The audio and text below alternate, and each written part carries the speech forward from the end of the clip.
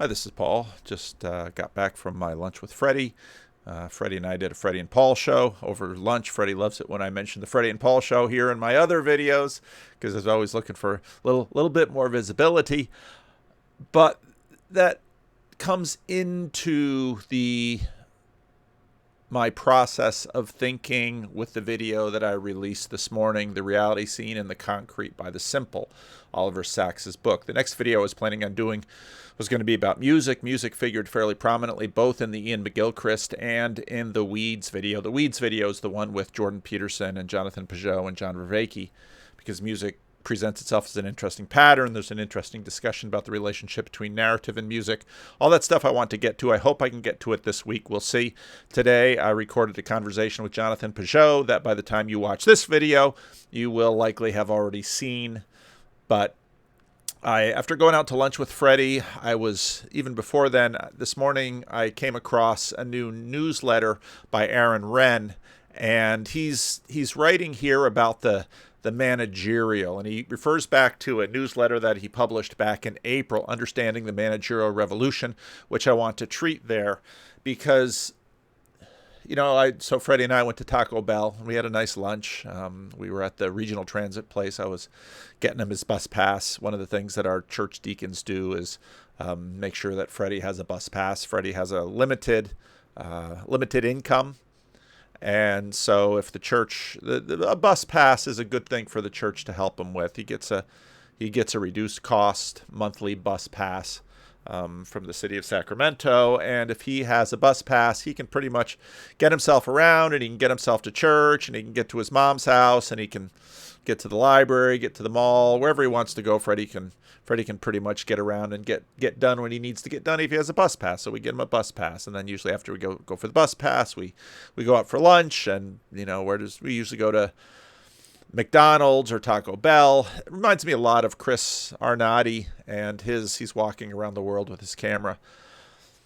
The thinky talky space that we inhabit here in the internet is in many ways divorced from the masses of people who aren't dealing with all of the abstractions that we are. Now, mostly not working is, I know the guy, actually we have an offline conversation, and he tweets at me fairly frequently. He follows the channel quite closely, and he's often feeding me really helpful stuff. Toolmaker's Paradigm is his real big shtick. But he sent me this little description this morning, this little diagram that I thought was really helpful. Describe the concrete, what is, the existing implicit current, and then abstraction, the model of what is. Some people had comments in this morning's video about the fact that even the simple work from models, and that's true. And nothing in the Oliver Sacks treatment of the simple implies that their inability to manage abstraction isn't a disability. The human capacity to abstract and self-consciously model and manipulate models is part of the package of, I would say, the image of God that allows us to be godlike over this earth and to together create the kinds of things, as Peugeot says. I think I'm going to probably just start using Peugeotian language to create bodies, because that's in fact the Pauline language, not just principalities and powers, which are sort of the spiritual forces that move these extended bodies, but when we get together and we meet and we do things, we create these bodies, and a lot of that is involved in abstraction. Now, even though in the modern era, on one level, there's been intense skepticism about the spiritual operation and influence of these bodies. In the modern era, in many ways, there's been just an abundance of body creation, government bodies, corporate bodies in terms of economical corporations. Of course, it was the Dutch that created the modern, stock-holding corporation with the Dutch East India Company, and the British sort of came roaring in as a larger nation and took over and pretty much eclipsed and replaced the Dutch in many ways, and in the colonial world. Over the summer, I've been reading histories of World War II. As I mentioned before, I went through Ian Toll's, and now I'm in James Holland's. Tom's a better writer. Don't tell anyone. I've been enjoying James's book, but he doesn't have the way with words that Tom seems to have. Plus, I'm a little biased because the era that Tom writes in is, even though I'm very interested in the Second World War and I've been sort of obsessing my way through these major works, this broad sweep that Tom Holland is doing as a historian is I don't know. I don't want to set two brothers against each other. That would be unseemly. Anyway, the modern era has seen the proliferation and the multiplication of bodies, in a sense, with a degree of, now I'm going to use an Oliver Sacks term, agnosia about the spiritual realities that are involved in what these bodies create in terms of their cultures. And I really like this diagram that's on the screen. You have basically a four-square here. You have researching and prototyping. You have interpret and describe. What is, sort of going up into the abstract interpret model of what is, suggests, and that's very much right brain according to Ian McGilchrist, model of what could be that's very telotic. I don't think you really get to what could be without having at least an implicit telos that you're pointing to. And then it gets manifest as what could be in the concrete. And so again, we see that part of this machine, that the simple that Oliver Sacks is noting are sort of cut out of because of their inability to manage the abstract, yet with, in a sense, their profoundly prophetic ability to manifest some of the ways that the society of the abstract neglect many other aspects of reality with their very left brain targeted, focusing, dissecting, specifying gift, which is what the left brain does. And again, it's a powerful and important gift. You get then in the machine these evils which crop up, these things that, these unintended consequences of the things that we've made. Now, in order for this multiplication of bodies to happen, what you really have is the rise of the managerial class, or the managerial revolution.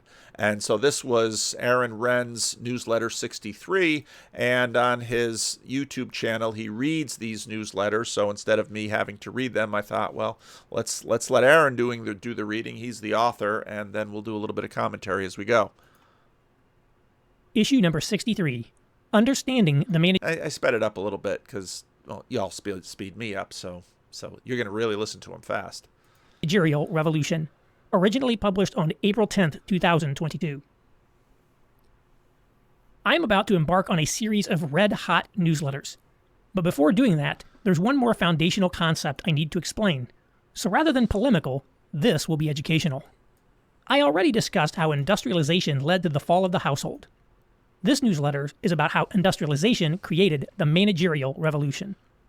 The managerial revolution is, in essence, the rise of managers or bureaucrats to supplant business owners or political leaders as the de facto ruling class in America. The revolution in scale and speed. Prior to circa 1830, America was a capitalist country, but the economy consisted of a vast number of small-scale businesses or household enterprises. Only a handful of businesses, a couple of armories and textile mills, had as many as 100 employees. Essentially, no businesses operated in a multi-site, multi-unit, or vertically integrated manner apart from the short-lived Second Bank of the United States. Production, distribution, and sales happened through market transaction, facilitated by an array of trading companies, jobbers, agents, etc. The important takeaway is that these firms were small and could be managed entirely by their owner or owners in the case of a partnership. Record-keeping needs were limited to simple double-entry financial accounting of the type in use for hundreds of years previously. Industrialization changed this through enabling a revolution in scale and speed, which portended a radical change in the structure of the economy. The railroads were the first modern corporations. By their very nature, they spanned long distances across multiple locations, requiring tight coordination of scheduling, ticketing, maintenance, etc. Now, the word corporation, corpus, it's body. I mean, I think Peugeot's term is the best term to use because we create these bodies that are the modern corporation. Now, the managerial is built on the capacity of abstraction. Railroads involved massive capital investments that needed new forms of accounting. Railroads had to hire managers to oversee each aspect of their business, organized on geographic and departmental lines. This led to not just senior management reporting to an owner or president, but to the development of middle management as well. Through expansion, mergers, etc., the railroads grew into gigantic firms like the Pennsylvania and Union Pacific. The railroad's need for new forms of managerial control is most famously illustrated by the institution of time zones and uniform timekeeping in the United States in 1883.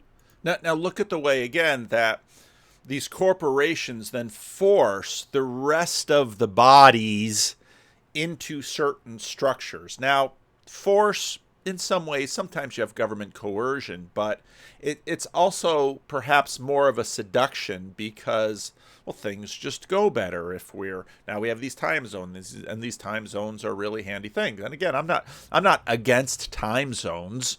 I think it's helpful that I can have some kind of agreement as I'm Zooming with people all over the world in terms of what time we're in, rather than having, San Francisco, their noon is slightly different from Sacramento's noon, is slightly different from Reno's noon, is slightly different from, or significantly different from Denver's noon, or Albuquerque's noon, or Alberta's noon, or on and on and on and on and on. These time zones were, in many ways, now watch our language here, a step forward. But notice how these bodies are moving in the world and how they're changing things.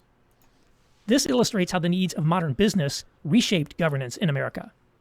Similar stories were repeated in other industries like the telegraph, steel, oil, chemicals, tobacco, packaged food and consumer goods, electricity, and retail.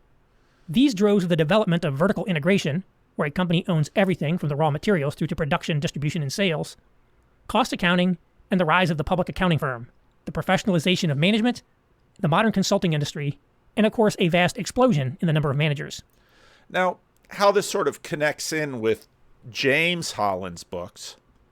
So James Holland hasn't finished the trilogy, but I'm currently in the second of his books, which is The Allies Strike Back. And even on this cover illustration, what Aaron Renn is talking about is in many ways what both motivated many of the actions in the Second World War and what in many cases sort of won the Second World War, which was that the Second World War was, in a way, the triumph of the managerial over the world.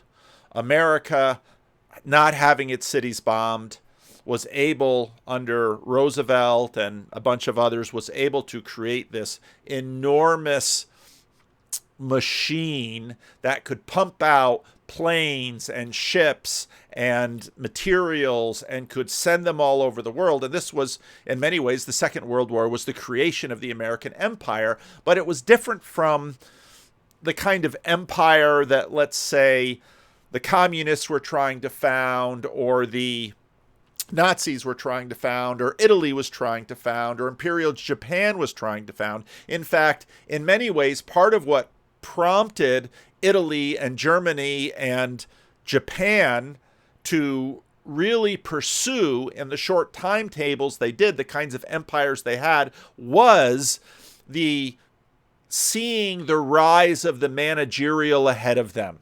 Because what Italy and Germany and Japan all have in common is that they are these powerful civilizations and nation states that don't have an abundance of raw material. That's sort of what separates them from Russia. And part of why Hitler had to attack Russia and Ukraine was he needed the raw materials. Now, in some ways, in some ways, China is in exactly the same place today. They don't have petroleum. They have difficulties with certain key essential raw materials, which sort of first set up the British to be able to gain food from America, oil from America, all these things from America and from India and from around the world.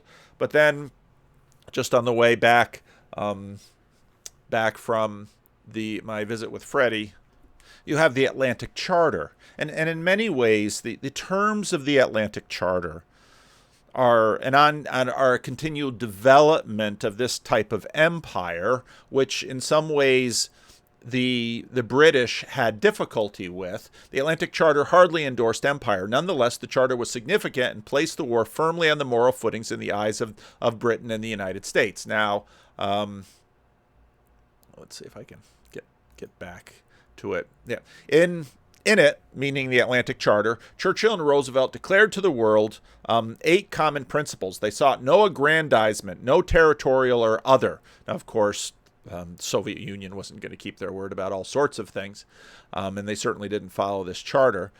They also respected the rights of all people to choose the form of government under which they live. The 6th point dealt directly with Germany. After the final destruction of Nazi tyranny, they hoped to see established a peace with which to afford all nations the means of dwelling in safety within their own boundaries, and which will afford assurance that all men and in all lands may live out their lives in freedom from fear and want. There's ways in which this Atlantic Charter, I think, really sort of takes from the Book of Deuteronomy in terms of the vision that the Book of Deuteronomy has of what life is supposed to be like. It was heady utopian stuff, and back in Britain caused some embarrassment for Churchill. India, for example, had been on the cusp of independence before the war, but there were many who believed that they were not being given the chance to choose their own government. The Atlantic Charter hardly endorsed empire. Nonetheless, the charter was significant and placed the war firmly on a moral footing in the eyes of Britain and the United States. And so part of what is built into this managerial revolution is the rise of multiplications of bodies.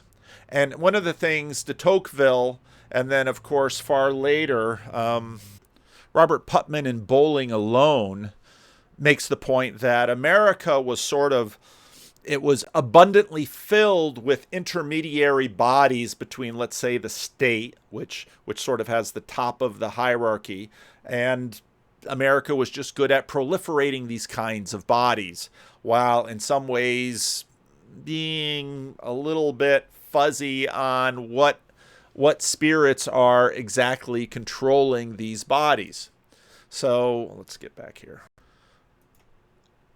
At the same time, the country began urbanizing, and there was a similar revolution in scale in cities. In the nation's first census in 1790, the largest city in the country was New York City, Manhattan, with only 33,000 residents, a small town by today's standards. By 1890, Manhattan Island had 1.5 million residents. That's 100 years from 33,000 to 1.5 million residents. These large cities required extensive public services: waterworks, police, sanitation, transportation. These required large, professionalized government workforce, and thus also a large number of managers. The kind of self-government and democracy Tocqueville extolled in the small New England township became obsolete and impractical. Additionally, state and federal government had to grow too in order to regulate and oversee these new, large industrial concerns. Now, all of these corporations and anybody who works in them knows that they work by all these different little sub-bodies. These different sub-bodies are sort of like organs, but these little sub-bodies all have their own culture. In Jonathan Peugeot's terms, all have their own angels.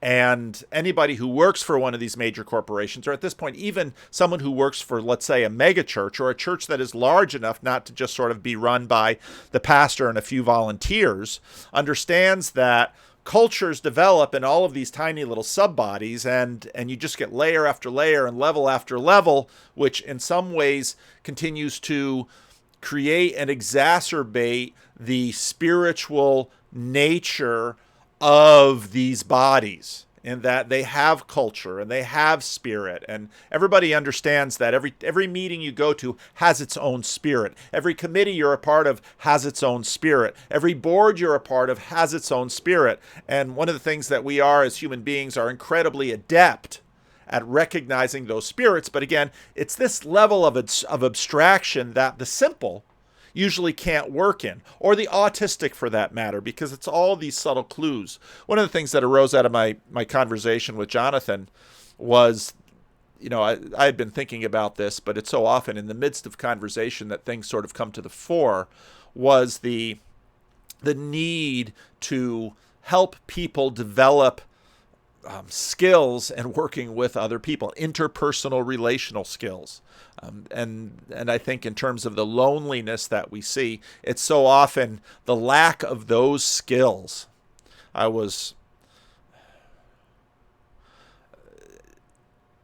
It's the lack of those skills. These are some of the most vitally important skills that people really need. The Managerial Revolution. By the early 20th century, there had been a radical change in the nature of corporate and governmental control.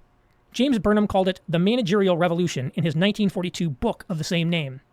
Burnham was one of the things I love about Aaron Renn is he doesn't just read books that were written in the last 2 or 3 years. He goes back and he finds these older mid 20th century books because there's so much back there. And one of the things that I've appreciated about, let's say 10, 15, 20 years ago, having relationships with pastors that are a generation ahead of me, my father's generation, for example, they were reading entirely different books. And many of the ideas found in books that are being written today by no means, aren't completely new. In many respects, they're ideas that were there in past generations. They're sort of recycled and repristinated and then brought forward today. A former Trotskyite who later became a major contributor to National Review. The thesis of his book was that while capitalism was indeed failing, socialism would not be the replacement system. Rather, the replacement would be managerialism, or rule by the managers. In capitalism, or the bourgeois economy, control is in the hand of the business owners. The business owners are... and even with some of the theories about deep state and all of that, that in many ways is sort of analogous to the this managerial revolution. Bourgeoisie are the ruling class. Burnham believed this economic system created ideologies and governance structures that favored business owners. Individualism, sacredness of private property, freedom of contract, the pursuit of happiness, the nation state, limited government, or laissez-faire economics, and parliamentary sovereignty over a hereditary aristocracy. This was the system of classical liberalism we had in the 19th century with our robber barons and whatnot. Burnham took it as axiomatic that the bourgeois economy was doomed because of its recurring crises, but he observed that rather than a turn towards socialism, something else was happening. The early 20th century saw the emergence of the separation of ownership and control in major corporations. Rather than an all-powerful owner like John D. Rockefeller or Andrew Carnegie running the company, professional managers ran it on behalf of the owners, who were often second or third generation heirs more interested in dividends from their trust fund than operating a family firm, or else a widely dispersed set of stockholders. It's even in Batman. Bruce Wayne doesn't run the company. He has people to run the company and give him the tech and give him the money and do all of that, but he doesn't run the company. And that tension comes through in a number of the more recent Batman movies. As is still the case today. While the stockholders may have legally owned the firm, the management team, who themselves owned only a small amount of stock, controlled the corporation. In Burnham's view, this made them the real owners. Additionally, because large corporations and governments are so complex, they require specialized technical skills to administer. Only the managers possess the requisite skills, which makes them irreplaceable. Even were the owners to oust the management, they could do nothing but replace them with other managers. And part of why I'm really enjoying James Holland's World War II book is it's exactly this level of analysis that his books are engaging in. And I think that's a vital contribution, because many of the World War II history books that I've read, you have the leaders and their decisions and sort of broad swaths of the culture, but James Holland gets down to the uniforms that they're wearing and the truck parts that they have and why. Because if they had knocked out Russia, the Soviet Union, if Operation Barbarossa had been able to succeed, the history of the war would have been radically different. But it's also the case that Hitler, even though he conquered France and conquered Eastern Europe and Poland, and had all of what we would imagine to be, many natural resources. Basically, he just sort of raped these countries, took all the resources, harvested them immediately. But what he didn't do was sort of allow them to continue to work under their managerial class and continue to produce in the way that Poland and France and Czechoslovakia and Austria had been producing before the war. That, of course, would have, he didn't really have time for it. It's another thing that I think James Holland is right on. But what it shows is you cannot simply ignore the managerial class now, or you won't simply be able to receive the fruits of these corporate machines, that the fruits of which draw all of our attention, all of the resources, all of the information, all of the stuff that you look at. If you look at a Google or an Apple or an Amazon or a Microsoft or a Tesla or a General Motors or any of these massive corporations that seem to be giants on the earth. An owner could only manage the company if he acquired the necessary skills and experience to do so. And even if an owner were technically skilled manager and CEO, as happened with some family-controlled firms, this process of acquiring managerial skills would have given him the outlook and disposition of a manager. And if he somehow retained the mentality of an old-school capitalist owner, he would still have to depend on an armada of other senior and middle managers to administer the company's sprawling operations. It would be impossible for even a new and determined CEO to turn a large bureaucratic corporation like General Motors into an instrument of the CEO's personal will. This focus on management in general versus senior executive ranks distinguishes Burnham from E. Digby Baltzell or power elite theorists like C. Wright Mills. Now, this has happened in the megachurches in the United States as well. And again, I don't use megachurches as a pejorative as they often are. I think James Wellman has really demonstrated the power and really the blessings of the megachurch, but it has fundamentally changed who pastors are, what they do, and that change will always have consequences. The impact of managerialism. Burnham's managers preferred an administrative, bureaucratic approach to directing corporations and governments on grounds of greater efficiency. While we associate bureaucracies with inefficiency today, the reality is that the economies of scale achieved by large corporations make it difficult or impossible for smaller firms to compete in many key fields. One of the pieces that James Holland notes is that before in 1940, when Roosevelt is really trying to position America to become the arms dealer and arms provider of the world, it's the major corporations that they have to get to kick in. And then, because it's American society, a lot of smaller corporations are howling, why are we not let into this largesse of government money in what's going to be this massive ramp up and transformation of American consumer industrialism towards war machinery? Why not the smaller businesses? Well, the smaller businesses couldn't put out tanks and planes and ships like the big boys. And again, once you're at corporations of that size, it's the managers. And so FDR is looking around and he's picking captains of industry who are going to be able to look at all of these things pragmatically and get planes and ships and tanks and uniforms out the factory door as quickly as possible. Because, of course, that's the goal, because Germany, their strategy, and to a degree Japan and Germany were sort of in the same boat. Toll doesn't emphasize this like James Holland, but for Japan and Germany to succeed, they needed a fast war and have a negotiated peace that would basically allow them to keep their holdings from their fast war. And what doomed them was that Churchill and Stalin and Roosevelt were not going to settle, because they knew that time was on their side. And just like Japan couldn't swallow China, Germany couldn't swallow Russia.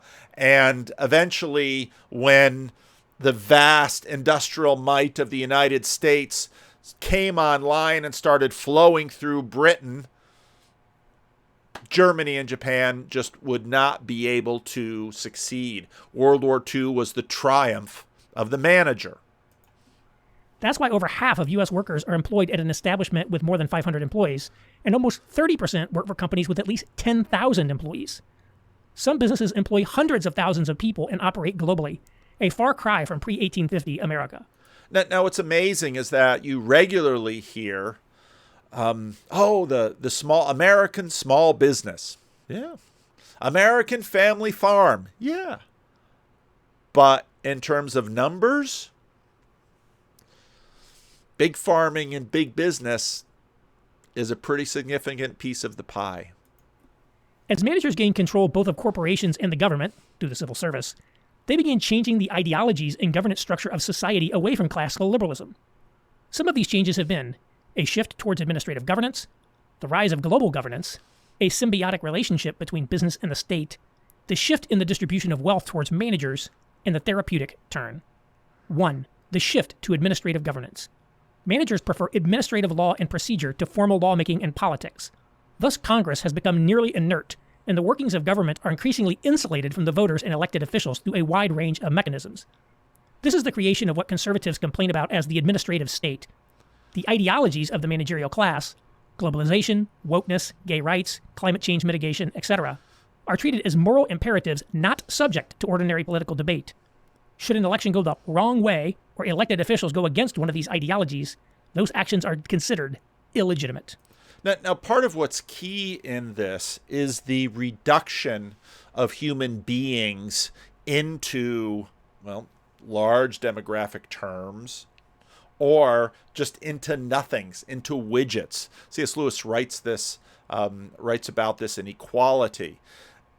It's an alternative view of, let's say, what you find in the Apostle Paul in the body of church. Each member of the body, they're not lined up like so many little widgets. They're not members of Costco. They're not members of REI or some corporation where it doesn't matter what their sexual desires are. None of those things matter. It's all whitewashed. What matters is that you pay your fee and you receive what you are contractually obligated to. That's the kind of relationship you have in terms of the hierarchy. And so I think Renn is right here that sort of what washes is, let's make everyone the same. And because that's how we're going to treat everyone the same. The difficulty, of course, is that everyone is not the same, and the differences between people are significant. 2. The rise of global governance. While they may not, at least not yet, support world government, managers support global governance because lots of small countries with unique legal and cultural regimes are inefficient and painful to deal with. Hence, we see the rise of the rules-based international order of international governance and regimes ranging from the World Trade Organization to the International Seabed Authority. The European Union is probably the best example of this, as it created a single economy out of many nominally independent states. One of Burnham's spectacular misses in his book was his prediction that Germany and Japan would win World War II, leading to a three-block world: the Western Hemisphere under the United States, Europe under Germany, and Japan over Asia. George Orwell used this basic setup as the basis of the world of 1984, with three large empires: Oceania, Eurasia, and Eastasia. However, it did come to pass that the world was largely divided into the US and Soviet blocs. Modern warfare requires mass mobilization and mass deployment of technology via the revolution in scale and speed. Small countries cannot maintain full sovereignty in this environment. As political scientist Darren Beattie has noted, only the United States, China, and maybe Russia are fully sovereign nations today. Now, if your YouTube algorithm feed looks like mine, you may be seeing a lot of Peter Zeihan. Is that how you say his name? I'm not quite sure. He was just on trigonometry, and he's basically saying the same thing in a lot of these channels, and it sort of links up with, we're coming to the end, perhaps, of the managerial world, but we're probably just in the beginning of the end. And again, in these liminal spaces, it's really hard to know what exactly will emerge because the need for managers doesn't really end. And we're certainly not going to go back to sort of the pre-managerial world. It's very difficult to know exactly which world we're heading into. as willingly as it has done, etc., etc. But isn't it fair to say as well that the period you're describing since the 1950s... Oh, stop with the heartbeat, please. Let's just start it at the beginning. Maybe I'll learn to pronounce his name then. Hey, Francis, do you need new investment ideas? No. Gringo coin... Swell and bolivars. That's about £3 then. Control of your finance. Over 40 Range I got the commercial. of informed everything. All invest. fortune. You Bad name nowadays because of the disruption it's caused, particularly to our countries, the loss of manufacturing jobs, all sorts of other things. The fact that suddenly in the middle of a pandemic we realize we get a lot of our drugs. Please, I mean, we've got enough manipulation already in these things. Please stop with the overt heartbeats and the booms and in a world and all of this theatrical stuff. Drugs from China, and China may not be sending them quite as willingly as it has done, etc., etc. But isn't it fair to say as well that the period you're describing since the 1950s through to about 2015, we've all benefited massively from this process? So the end of globalization is not all good.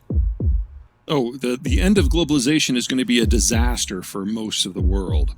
Most of the world cannot feed and fuel itself without either direct imports or the inputs that's necessary to allow them to feed and fuel themselves from another continent. You break that down, you're talking about food shortages that are global in scale that affect billions of people. You're talking about an end to manufacturers trade in the way that we know it, which basically strangles tech in the cradle.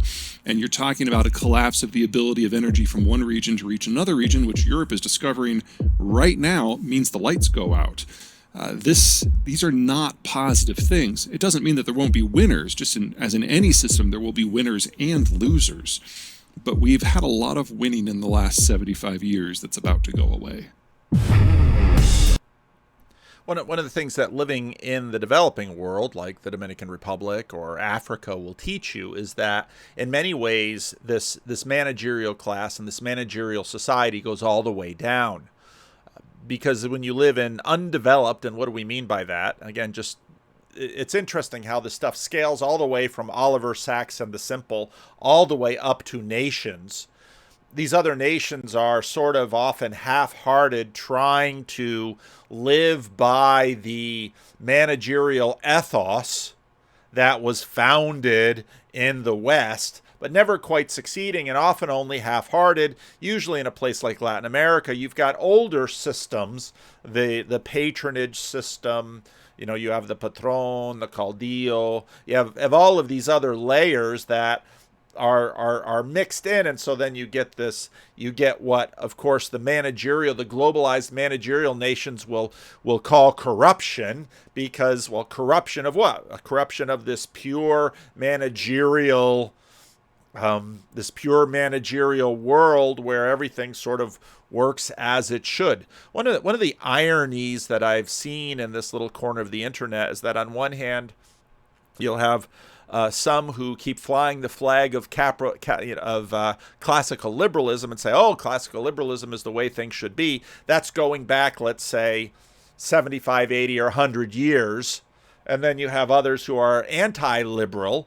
They're the true conservatives that say, no, we should go back 500 years before the Protestant Reformation and the Enlightenment and the Industrial Revolution sort of destroyed the old world. Well, I don't think there's any going back to either of those worlds. And in fact, while moving forward into new worlds will possess some of what all of those other pieces have, it will also be in many ways a new thing. The elements of the various different old worlds don't really disappear. They sort of get integrated into next iterations of what the world looks like and how the world works. 3. A symbiotic public-private partnership approach. Rather than business being opposed to government, as in the classical liberal model, in managerialism, business and government collaborate. Both business and the government are run by managers who think and operate in similar ways. Burnham believed this meant state control over the economy, as in the Soviet Union or Nazi Germany, both of which he classified as managerial. Now, James Holland's take on Hitler was very interesting. Basically, Hitler was this guy who thought himself brilliant, and so very much wanted to sort of steer and direct the German army managerial establishment and not listen to it. And sometimes that served him, like, yeah, we can take France, and they did, much to everyone's surprise, at least half of the reason being France. But then, okay, well, we just have to take the Soviet Union, and the officers are like, this isn't gonna work. We've got knowledge way down into the weeds, and we know that at some point, as James Holland makes note of, at some point the wheels are going to literally come off this mechanized assault, because there's too many different kinds of cars. There's too many different kinds of trucks. We don't have enough parts. We don't have enough fuel. The whole reason why we want to capture the oil fields and the food supply that Ukraine and Russia have is the reason why we're not going to be able to actually simply knock them out. But in the US, it would be in the form of a public-private partnership model, with a de facto fusion between the state and private enterprise. While perhaps it never quite fused to the level Burnham anticipated, undoubtedly the public and private sectors are tightly interlinked and mutually interdependent today in a way that they were not in the 19th century. We see this, for example, in the healthcare system. Other countries have a government health service. We have a nominally private health service, but the government pays for about half of all healthcare expenses and micro-regulates every aspect of the industry. Businesses do have conflicts with the government in the US today, but the relationship is fundamentally more symbiotic than adversarial, at least for big managerial firms. 4. Redistribution of rewards to the managers. Burnham defined the ruling class as the class that A. controlled the means of production, and B. received a disproportionate share of society's rewards. We certainly see today that the reward structure of society has shifted away from workers towards managers. Undoubtedly, the plutocratic billionaire class has been enormously enriched, but the wealth flowing to the professional managerial class has also been substantial. This group, the top 20%, or the 9.9% as The Atlantic called them, has done very well for itself. Conversely, production or line workers have struggled at best. We see this too in the response to COVID. White-collar workers, that is managers, were heavily insulated from its effects by work-from-home policies and the like. Small businesses, which are bourgeois-type enterprises, were often forced to close, and many working-class people such as delivery drivers were forced to risk their own health to service the managerial class. Now, it's very interesting, too, again, going back to the individual perspective with someone like Oliver Sacks, you see this hierarchy where the simple are the absolute bottom. They cannot be managerial because they cannot sort of get up to this vision of abstraction. And this little movement through this paradigm to say, well, what is? I'm going to model what is, and then I'm going to, this is basically management by objective. When I came back to North America from the Dominican Republic, the hot thing in pastoring was apply business methodologies to the church and achieve the objective. And then we had sort of abstracted and conceptualized what the objective was in churches. And these were fully devoted followers of Jesus Christ. And even if you look at Willow Creek today and a lot of the work that they've done. So after sort of the heyday of the seeker movement, Willow Creek had their Reveal study. And what they did was, in business practices, they tried to sort of look at what is the Christian life? Well, you sort of abstract and you try and get it down into measurable things. It's sort of psychology. And again, if you read Molly Worthen's Disciples of Reason, this is deep into neo-evangelicalism, and you just try to break down what the Christian life is into certain psychological, measurable aspects of what the Christian life is. And so then once you have the objective of exactly what the Christian life is, then you can create an institution, and you have all of the businesses, and all of the business leaders are team leaders and managers, and you have your programs, and your programs are supposed to bring this kind of change into people's lives, and you just break this all down, and then, you know, somehow you can change people and change the world. 5. The therapeutic turn. In the post-war era, managerialism took a turn Burnham did not anticipate towards a therapeutic approach to society. That is, the managers came to see society and the belief structures of the people as problematic and in need of therapy and reconstruction. Professor Paul... And you can see this move in churches as basically a very similar thing. We are going to fix human beings by our programming. And now, obviously, in a seeker church, you're going to use Jesus' mechanics to change people into fully devoted followers of Jesus Christ. And in that way, you can change the world from the bottom up. Paul Gottfried says that the original in the Xerox machine for this was the post-war cultural reconstruction of Germany and Japan. This was then undertaken domestically to Now, I should comment back to Ian Toll's book. What happened I was quite moved by that section of Ian Toll's book about the transformation of Japan. Maybe I can pull some of that up. Days after the ceremony on the Missouri, heavily armored advance patrols of the 1st Cavalry Division and 11th Corps entered Tokyo, securing the main roads and bridges in preparation for the arrival of major occupation forces on September 8th. By the end of September 1945, the U.S. 8th Army had a total of 232,379 troops in central and northern Japan. Now, those of you who are old enough to remember the 2003 war in Iraq and how that went in terms of the occupation, Japan is a lot bigger thing, but the occupation of Japan went very differently than the occupation of post-Saddam Iraq. Including all of the greater Tokyo region and the Kanto Plain. And the U.S. 6th Army had commenced airlifting troops into the Osaka, Kyoto, Kobe area, the remainder of southern Honshu, and the island of Shikoku. The 6th Army headquarters force landed at Wakayama, at the mouth of Osaka Bay, and set up shop in Kyoto 2 days later. 2 Marine divisions, the 2nd and the 5th, landed at Sasebo and Nagasaki in Kyushu, and moved overland to occupy ports and cities throughout the big southern island.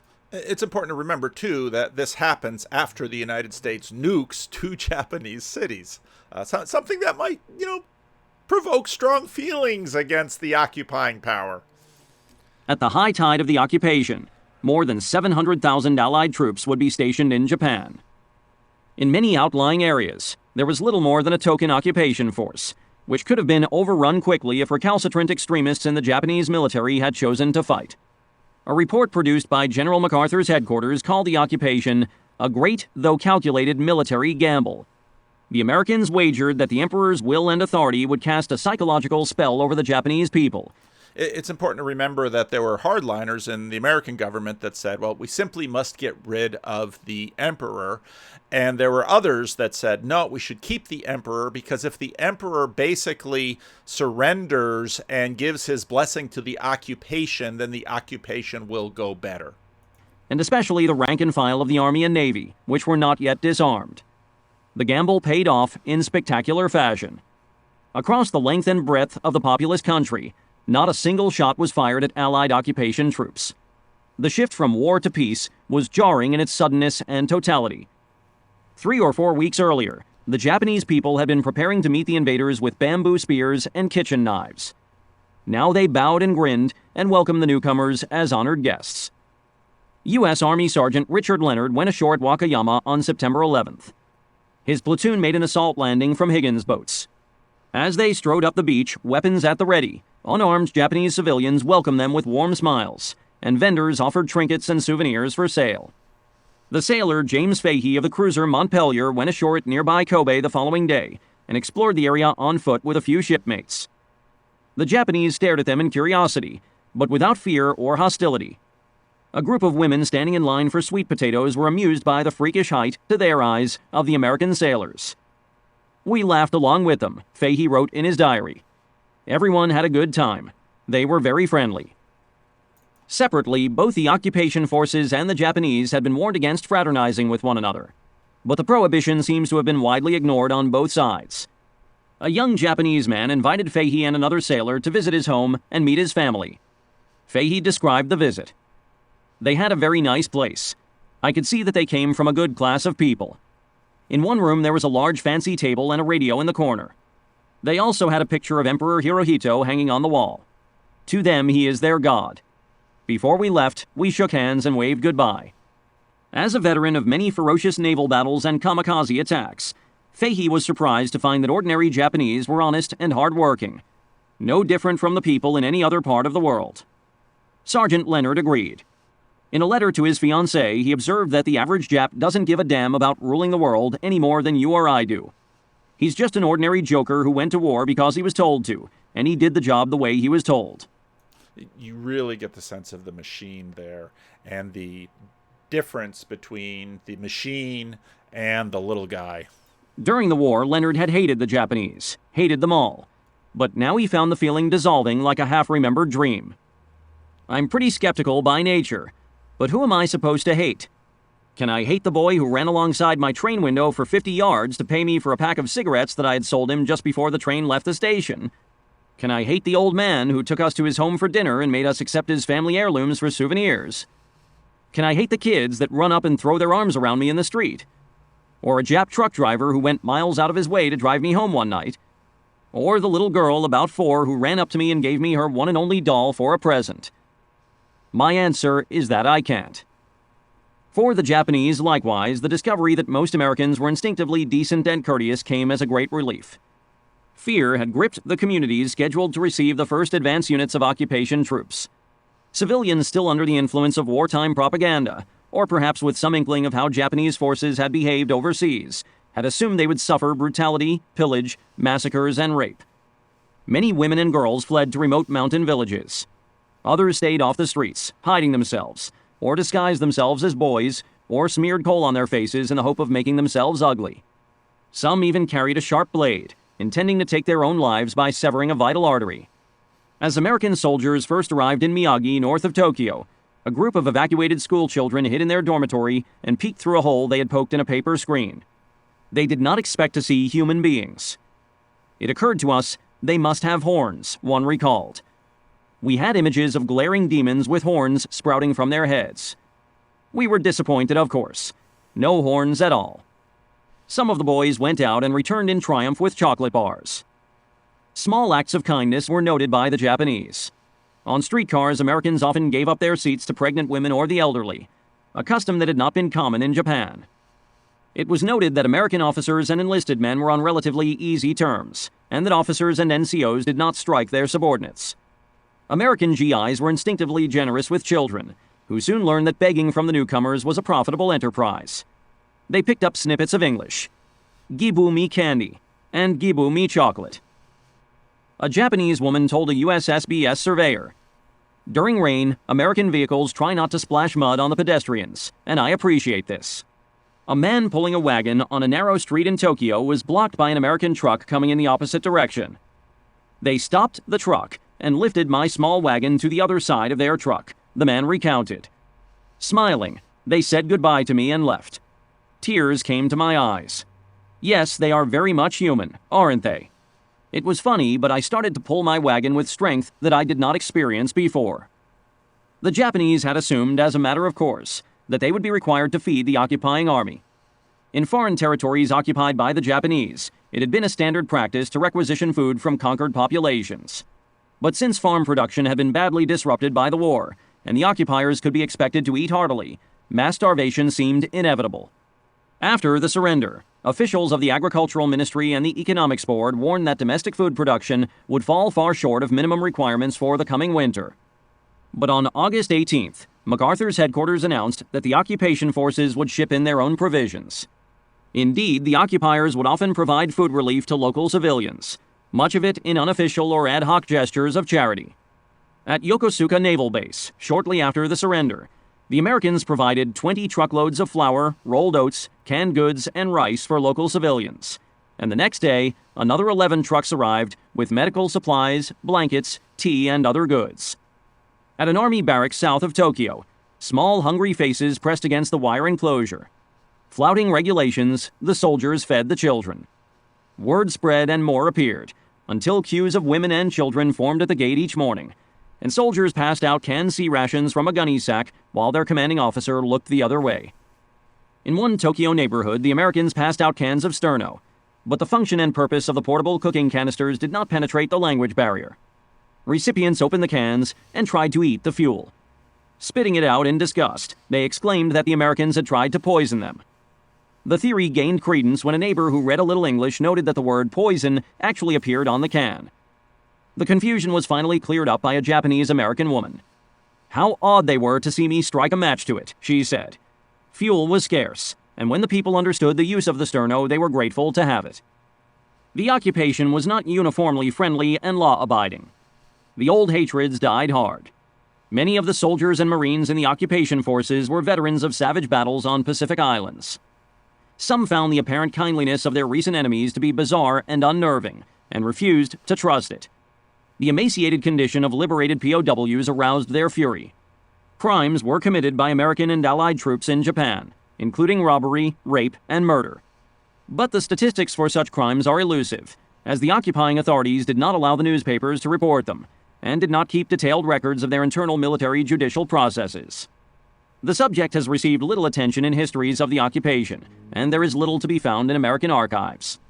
In hopes of limiting incidents of sexual violence, the Japanese government had established a recreation amusement association and recruited thousands of lower-class Japanese women to work as prostitutes in brothels near Yokosuka and other bases. For a time, U.S. authorities tolerated these establishments and even allowed military doctors to examine the women, as had been done in Hawaii and other locations. Many Japanese were scandalized and offended by the sight of Japanese women in the company of occupation troops. The Pan-Pan girls, as they were called, were young Japanese women who wore bright red lipstick, nylon stockings, and high-heeled shoes, and were often seen riding with American servicemen on jeeps and trucks. During the hardscrabble early years of the occupation, they obviously ate and lived better than many of their fellow citizens. According to General Eichelberger, there was only one case of concerted resistance to his 8th Army troops. In Yamata, a community between Yokohama and Tokyo, a vigilante group banded together to keep Allied troops out of Yamata during their off-duty periods. 2 Americans were abducted and beaten. Eichelberger ordered a show of force, and armored vehicles in battle array cruised the streets of Yamata for several hours. The perpetrators were arrested and imprisoned. But such incidents were seen as the exception rather than the rule by both the occupiers and the Japanese. By and large, the Japanese embraced defeat and made the most of it. The existing agencies of Japanese government continued to function under the supervision of MacArthur's headquarters. Japanese military forces accepted the authority of the occupiers, generally with no outward manifestations of hostility or resentment. Military officers cooperated willingly in demobilizing their own forces and destroying remaining warplanes, ordnance, and weaponry. Professional relations were cordial. Captain Tameichi Hara recalled that when he surrendered a suicide speedboat base in Kyushu to a U.S. Navy captain on September 23rd, the American captain astonished me by behaving more like a friend than a conqueror. Exceptions were rare. That same day in nearby Nagasaki Harbor, the captain of a Japanese coastal defense vessel acted in an insolent and provocative manner to an American naval delegation.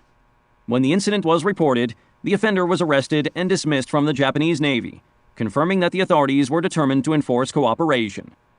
The early stages of the occupation proceeded so smoothly that General MacArthur announced, less than a month after the Missouri ceremony, that the total number of Allied troops in Japan would be reduced to 200,000 by July 1946. The surprise and relief felt by the Japanese, upon learning that their former enemies were largely decent and honorable, was accompanied by another sensation. With a sudden rush, ordinary Japanese understood how thoroughly deceived they had been by their own leaders. The propaganda was still ringing in their ears. They could hardly forget it. But it all seemed demented in retrospect.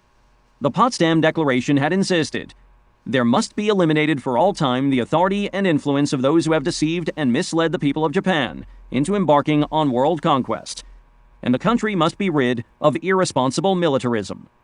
The Japanese people would fulfill that condition on their own, regardless of the policies of their post-war government. The wartime military leadership was held in widespread contempt. These attitudes had been prevalent even before the surrender, though never uttered publicly for fear of repression. Now they came to the surface. A potent, instinctive, deeply felt hatred of war, and for those who had plunged Japan into it. I abhor military men, said Shigeo Hatanaka in a typical opinion. I consider them a separate race of humanity because of education. Military men put on ceremonial uniforms for special occasions. Theirs is childish, simple-minded thinking. As Japanese soldiers were repatriated from overseas, many ordinary civilians learned for the first time of the extent of Japanese war crimes.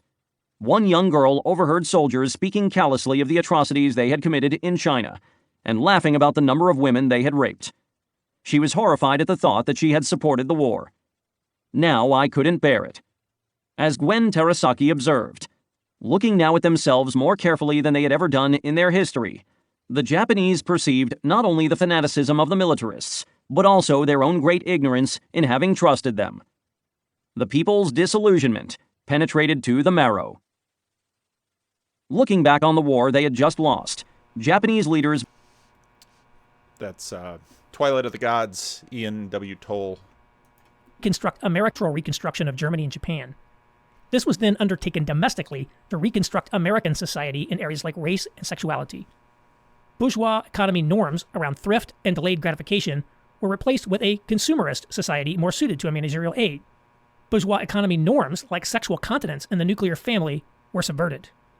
The therapeutic regime, which operates through schools, courts, the media, etc., had the added benefit, from the managerial perspective, of undermining potential sources of resistance by the non-managerial elements of society. A country of atomized individuals without families, deeply in debt with little savings, but still able to consume and glued to their phones scrolling through social media, is not a likely source of robust political dissent. None of these changes in ideology and governance necessarily resulted from a conspiracy or calculated self-interest. The managers are true believers, just as the people who believed in classical liberalism were. It's just that, like most of us, the managers tend to think the policies that benefit them are in fact the best policies. And this is where you sort of see the spiritual manifestation. The managers are a manifestation of a particular spirit. The limits and weaknesses of managerialism. The growth of pure managerialism was restrained for many decades by a number of forces.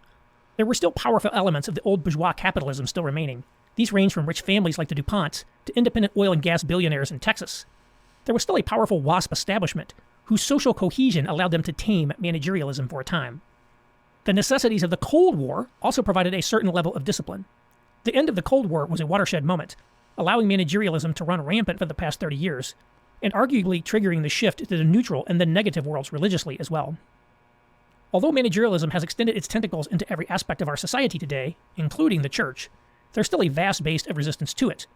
There are a large number of small and medium-sized privately held businesses, car dealers, construction firms, farms, manufacturing firms, that are still fundamentally bourgeois in their organization and outlook. No surprise that the managerial elites have painted a target on them. Close to half of the country, the core Trump voting base, for example, has stubbornly resisted at least some of the elements of therapeutic reconstruction. Managerialism in the United States also has some key weaknesses. As with the bourgeois economy before it, there are now recurring crises in our managerial economy. These have mostly been addressed through vast money printing and the like, but is there a limit to how much money can be printed? Also, managerialism was legitimated by delivering the goods, in Marcuse's terms. It provided for rising incomes and high level of consumption. But real incomes for most Americans have stagnated or declined. Similarly, efficiency and competence are justifications for managerialism. This perhaps reached its peak with the Apollo project that landed a man on the moon. Today, our system is beset by poor management, as we see with everything ranging from the problems at Boeing, to the increasing unreliability of the electric grid, to rising opioid deaths and homelessness. So this is where you get into some of the meaning crisis, because implicit in managerialism is, again, the idea that what's needed is management of the machine. And we are fundamentally machines, and so we ought to be managed but for what? For pleasure, to have our desires met. And I think the view of the machine turned inward makes us believe that there's no there. That fundamentally we are simply the product of all of the external stimuli. And what we've discovered is that, well, you can give people enough money to live. And in a sense, we're all the way back to Dostoevsky in Notes from the Underground, that no, this is more complex than that. To some extent, the ideologies of managerialism are now undermining it as competence and merit are under siege. Managerialism is based on administrative efficiency, and the resistance of the non-managerial elements throws sand in the gears. For example, the vaccine rollout was a fundamentally an administrative matter, but large numbers of people simply refused to comply. This ultimately collapsed even the attempts to impose vaccine through mandates. Our managerial system is not set up to handle widespread non-compliance, fraud, or gaming the system. Now it's interesting looking at China and their zero COVID policy. I don't know. I can't evaluate the kinds of videos that I see about China, but the banking crisis and all of this, if anything is set up as a single party state managerial task, it seems to be China with their social credit score. And, there are a lot of people, sort of like Burnham, who he talks about here, who was thinking, well, the Nazis and the Japanese are going to triumph. A lot of people, the Chinese are going to triumph with their social credit score. Human beings make the same reason why human beings make terrible slaves. Human beings make terrible subjects of machines for all the reasons Dostoevsky pointed out. The latest popular surge, as with the previous one in the early 1990s, shows widespread discontent with managerialism among the workers. While these people can, from time to time, rally behind a charismatic leader like Trump to achieve political victory, without managerial skills, they cannot govern. In the managerial apparatus itself. And that's such an interesting thing with Trump, because I watched The Apprentice. I watched a couple of seasons of it, and I was a little, I had, for years, Donald Trump was always in the local New York news where I grew up. And you just look at Donald Trump, and he had a degree of managerialism with him. He had his managerial guys. He had the old guy and the younger woman, and they were the ones who were supposed to be managing these apprentices, yada, yada, yada. But the whole point was it was Trump working from his gut. You're fired. And one of the realities of the Trump administration was that, did he have any capacity to govern? Did he have any capacity to actually wield the machine? E.g., the government bureaucracy is largely insulated from political control and will be a locus of the resistance to any non-managerial officeholder. So long as the managerial elite remain united, and they are unusually united at this time, attempts to discipline the managerial system will struggle to achieve fruit. But the failures of managerialism and the existence of a large and very unhappy population provides a potential base of resistance waiting to be activated by the right kind of leadership. Lessons from managerialism. An understanding that we live in a managerial system provides several key lessons for us today. 1. Small is not beautiful. Many of you know I'm a fan of Ivan Illich and the other great incisive critics of industrialization and gigantism. I enjoyed reading Kirkpatrick Sale's Human Scale. I probably made many public statements extolling the virtues of small-scaled communities and urban development. But after the revolution in scale, power resides in large institutions, whether that be the government, corporations, NGOs. And this, of course, now we're getting into Aaron's view of, and this is pretty consistent with pretty much everything he writes, etc. Yes, the occasional upstart like Google can be a disruptive innovator, only to turn into a large organization itself. But small-scale organizations cannot wield the power necessary to confront the power of managerial institutions. Again, even small countries are not fully sovereigns, so fantasies about microstates or seasteading and the like are just that. The idea many conservatives have of rebuilding the country from bottom up through small-scale community and institutions will not work. Also, while I support a revival of antitrust enforcement and the potential deconsolidation or regulation of some of these industries, the reality is that we need large corporations. Big companies are necessary to achieve economies of scale, to operate on a global basis, and to compete geostrategically. We need American tech giants in order to compete with China's rising state-backed tech sector. We need big pools of financial capital to fund the investments we need to make. 2. Big government is here to stay.